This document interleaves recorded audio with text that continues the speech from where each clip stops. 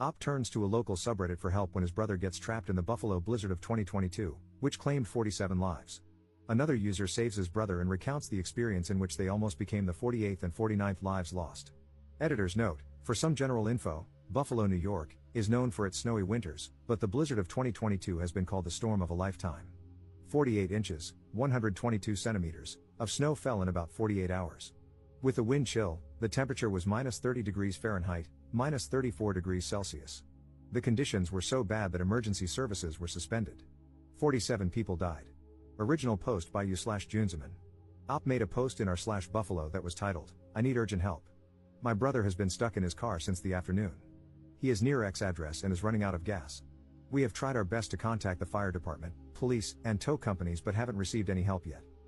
Please, someone help me. Any help or suggestions would be greatly appreciated." A comment from a local about the conditions in the area. Volunteer firefighter here. Our trucks cannot move in this snow. We are getting stuck and cannot get to anyone at the moment. At least 50% of the town's fire apparatuses are stuck somewhere. I hate to say this, but if you can contact him, tell him help is probably not coming. He is going to have to get resourceful, knock on doors, do something. There is nothing we can do at the moment. We are snowed in at the fire hall. Comment left by you/Spore211215. I live close by, I can bring some gas and warm clothes, possibly. If he's up for it, I can walk him back to that fire hall. I live near that area. Update 1 day later. Posted by you/Spore211215. Saw another post on here saying someone was stuck on Genesee Street near Crabapples. Well, I think to myself, hey, I only live about half a mile from there. I bet I could help this person, and I make the decision to go. He's been stuck there all day, and his clothes got wet from the snow while trying to leave, so I knew he needed help. So, I'm getting myself ready. I grab what little gas I have, some food and water in case he needs any, and some warm clothes and a blanket for him. Then I gear myself up. I put on thick hiking socks, sweatpants, a backpack to carry my gear, puffy snow pants, a Hanes white tee, 2 sweaters, a jacket, a high-vis vest, thick leather winter gloves, insulated winter muck boots, a headband, and a motorcycle helmet to help combat the snow and wind. So, it's time to head out. It's about 11 p.m., the wind gusts are still ripping outside, and snowdrifts can bring visibility down to zero. The motorcycle helmet is a mixed bag, helpful in some ways but also letting snow get stuck in my face, but overall, it was a good choice.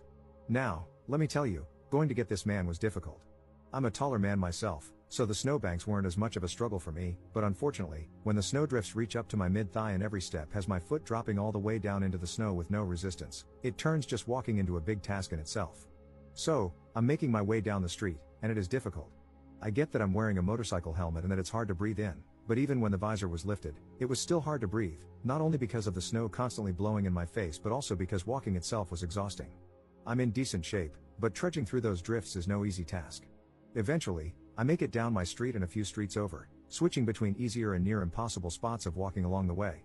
I get to an automotive business, and their building blocks a lot of the snow, allowing me to walk like normal for once in a long while. I keep trekking, but now I'm near a main road without buildings as densely packed, so the snow drifts are blinding at points, and I need to focus on buildings and objects to know where I'm going.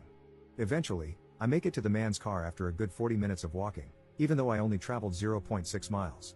So, I get to the car and give him some clothes because that's mostly what he was interested in. He didn't care for any gas, food, or water, but I made sure to offer it to him just to be sure. He changes and gets ready to make the trek himself with my help. After a few minutes, he's ready, and we're on our way. He says he talked with someone and has a house he can go to for warmth and safety for the night, about 0.3 miles away. Alright, sounds good, let's head there. We make our way there. The man is not well dressed for the weather, but you've got to work with what you've got. He has regular sneakers on, his pants, my snow pants that I gave him, the hat I gave him, the sweater I gave him, and his shirt underneath. He throws a blanket over his head as a kind of protection against the wind and snow. It's bad out. My tracks from just a few minutes ago are all but gone, but I know the way I'm going, so it's alright. We walk up the road to the cross street and quickly cross. It's hard to see or hear anything, so we can't really tell if a plow is coming, and we act fast to stay safe. Then we make it to the side street. Well, needless to say, that street hasn't been plowed in ages. Snow drifts reach near my chest, and with no paths available, it's time to trailblaze and make our own.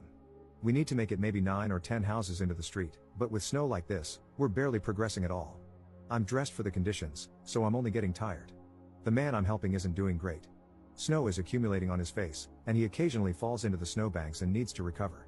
When we get near houses that block the wind, we take a break and relax because we need the energy to make it to this house and can't give up. After more struggles, we eventually make it to the house, about 0.3 miles in 30 or so minutes. The person living in the house graciously lets us both in. I recover by warming up a little bit. The snow that accumulated on me just starts dripping and melting, which I know is a bad sign, so I make my stop short to avoid being drenched on my trek back. The man I helped is very thankful and gets comfortable and warm for the first time in hours. But I can't stay long, so I tell him I'm glad he is safe, thank the homeowner/renter, whoever the man that let me in was, and head back out. Now, I'm on my way back home. It's a few minutes after midnight. I made it about a mile in an hour, not great, but it is what it is. There's another 0.6 miles or so to go. My phone is getting caked with ice at this point, but surprisingly, it keeps working throughout the whole trip without any issues. Time to make my way back. I can actually see my trail this time, so I use my previous steps to try and make my walk a little easier. I'm starting to struggle but no, I can't stop. Eventually, I make it back to Genesee Street and see a front loader messing around with some snow, I'm assuming for emergency vehicle traffic. His windows are all iced over and fogged up, and I can't tell if he even sees me. I've got my mission, so I stay the hell out of his way and keep going. I give a wave and a thumbs up and continue making my way home. I cross Genesee quickly because now I know the plows are out, and I need to stay out of their way. Back in my neighborhood. My trail is gone, but I know where I'm going, or at least I think I do, so I keep making my way. I take a pit stop to call my girlfriend at home, letting her know I'm okay and all that jazz so she can relax. The phone call ends, and I continue on. Snow is piling up on my visor, and I've been constantly raising and lowering it throughout this whole trip. Fog and ice are really blocking my vision, so I essentially have to keep the visor up to see, only lowering it now and then to catch my breath or block the heavy snow gusts. My progress is really slowing, and my right leg is starting to hurt. Feels like I'm pulling something near my hip. Oh well, that's unfortunately not something I can dwell on while navigating the streets in a snowstorm. I keep making my way at a severely reduced pace and take a turn onto my street. Unfortunately, I was a bit exhausted and confused and made the turn one street too early, realizing it about halfway down. Weighing my options, I decide I can't really keep going forward without risking wasting even more time trying to get home. So, I backtrack to where I made the wrong turn and continue on the correct path. Eventually, I make it one street further and take the correct turn. I am getting exhausted, and my leg is really starting to bother me. No matter, gotta keep going. I hook a left and am on the final stretch home. The foot trail is gone again, so I'm on my own for making a path. The snow drifts are getting bad and extremely difficult to get through.